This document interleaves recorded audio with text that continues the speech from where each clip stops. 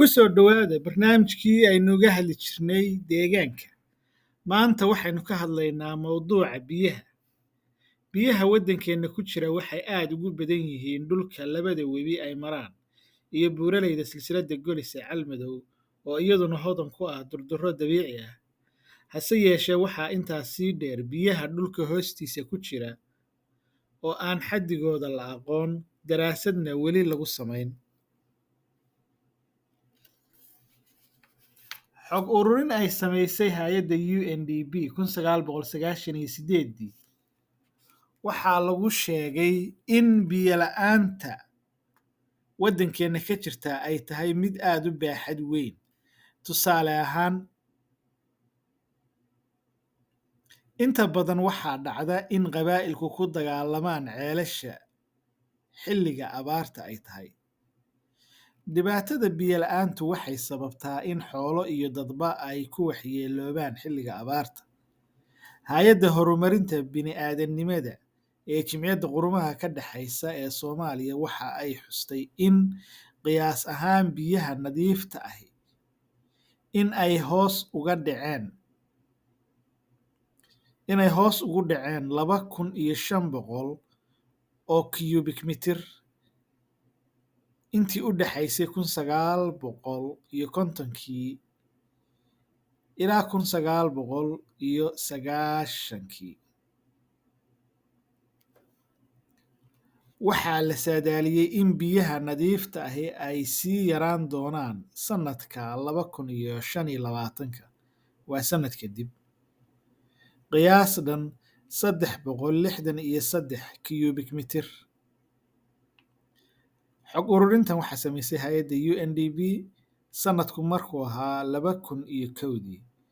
Waa muddo ku dhow 22 sano meelahaas.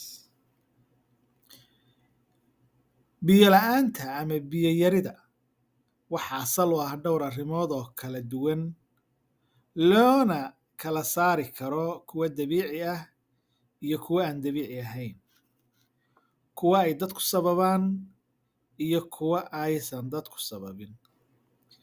Sidoo kale, biyo yarida waddankeena ka jirta waxa ay ka dhalatay arrimahan soo socda. Cimilada waddankeena oo aad u kululi waxay sababtaa in biyaha yar ee ku jiray ceelasha iyo harooyinku ay ku barabaxaan. Biyaha oo aan la dhaqaalayn xilli roobaadka, ceelasha oo aan la dayactirin, iyo meelaha biyuhu ku badan yihiin oo aan biyo xireenno loo samaynin. Ma jiraan hay'ado dawladeed oo biyaha gaadhsiiya goobaha magaalooyinka ka fogfog. Macnaha ma jiraan hay'ad dawladeed oo markaa biyaha meelihii loogu talagalay gaarsiinaysa.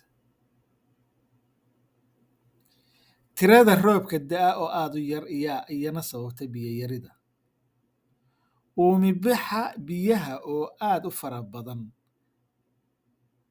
ayaa iyana sababa inay biyuhu yaraadaan, taasoo sidoo kalena iyadu ay markaasi ay hawaduna tahay mid kulul. Roobabkii oo aan imaan xilligii ay imaan jireen, sida roobabka guga ama dayrta oo aan la helin waqtigoodii.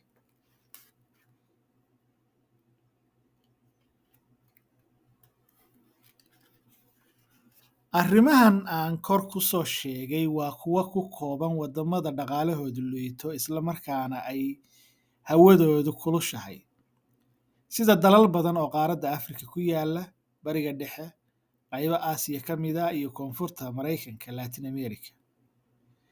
Dhanka kale, hay'adda UNDP waxay sheegtay in biyo la'aanta saamaysay nolosha dad badan oo Soomaaliya ku nool, waxayna taas loo sababeeyay kaabayaasha dhaqaalaha oo liita, dadka oo meelo gaar ah ku xooma, fayadhowrka oo aan jirin, iyo biyaha la helo oo aan dadka ku filnayn.